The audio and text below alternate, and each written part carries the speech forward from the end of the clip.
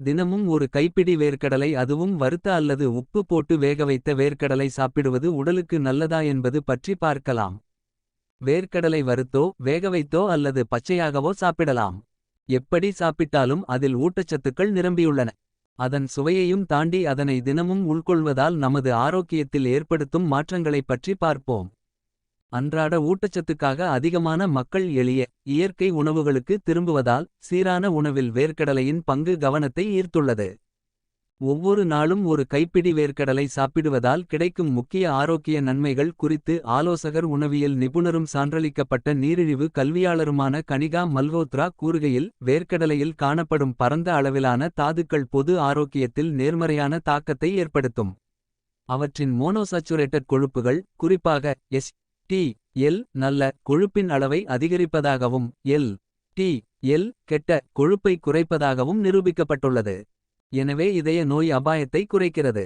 வேர்க்கடலை அதிக நார்ச்சத்து மற்றும் புரத உள்ளடக்கம் காரணமாக இரத்த சர்க்கரை அளவை கட்டுப்படுத்த உதவும். இது நீரிழிவு நோயாளிகளுக்கு ஆரோக்கியமான சிற்றுண்டியாக இருக்கும்.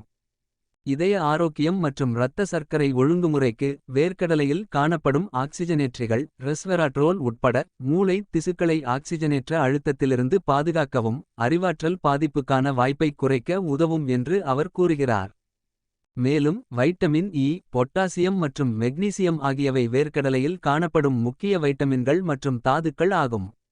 வழக்கமாக வேர்க்கடலை சாப்பிடுவதால் நம் உடலில் இதய நோய் அபாயம் குறைகிறது. மேம்படுத்தப்பட்ட எடை மேலாண்மை, சிறந்த இரத்த சர்க்கரை கட்டுப்பாடு, மேம்பட்ட மூளை செயல்பாடு, ஒட்டுமொத்த மேம்பட்ட உடல்நலம் மற்றும் நல்வாழ்வு மேம்படுகிறது.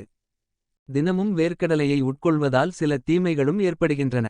எடை அதிகரிப்பு, அவற்றின் கலோரி உள்ளடக்கம் காரணமாக அதிகப்படியான வேர்க்கடலை நுகர்வு எடை அதிகரிப்புக்கு வழிவகுக்கும். ஒவ்வாமை எதிர்வினைகள், வேர்க்கடலை ஒரு பொதுவான ஒவ்வாமை, மேலும் வேர்க்கடலை ஒவ்வாமை உள்ளவர்கள் அவற்றை முழுவதுமாக தவிர்க்க வேண்டும். இரைப்பை குடல் பிரச்சினைகள், சில நபர்கள் வேர்க்கடலையை உட்கொண்ட பிறகு வீக்கம் அல்லது வாயு போன்ற செரிமான அசௌகரியத்தை அனுபவிக்கலாம்.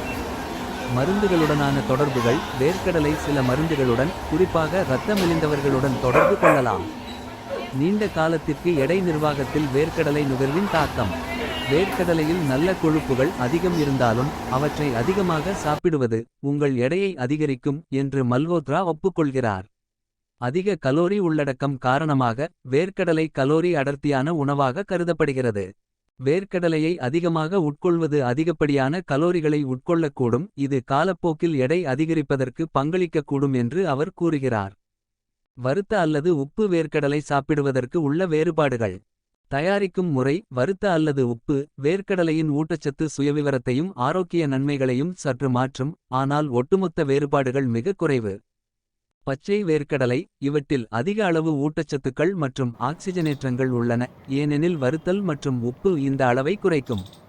இருப்பினும் அவை ஜீரணிக்க கடினமாக இருக்கலாம் மற்றும் சரியாக சேமிக்கப்படாவிட்டால் தீங்கு விளைவிக்கும் பாக்டீரியாக்களை கொண்டிருக்கலாம்.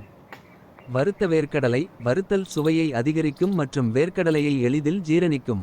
இது சில ஊட்டச்சத்துக்கள் மற்றும் ஆக்சிஜனேற்றிகளின் அளவையும் குறைக்கலாம், ஆனால் ஒட்டுமொத்த சுகாதார நன்மைகள் குறிப்பிடத்தக்கவை. உப்பு வேர்க்கடலை, உப்பு சேர்ப்பது சோடியம் உட்கொள்ளலை அதிகரிக்கும். இது இரத்த அழுத்தத்தை கண்காணிக்கும் நபர்களுக்கு கவலையாக இருக்கலாம். இருப்பினும் உப்பு உள்ளடக்கம் பிராண்ட் மற்றும் தயாரிப்பை பொறுத்து பரவலாக மாறுபடும். லைக் அண்ட் காமெண்ட் பண்ணுங்க, மறக்காமல் சப்ஸ்கிரைப் செய்யுங்கள். மிக்க நன்றி.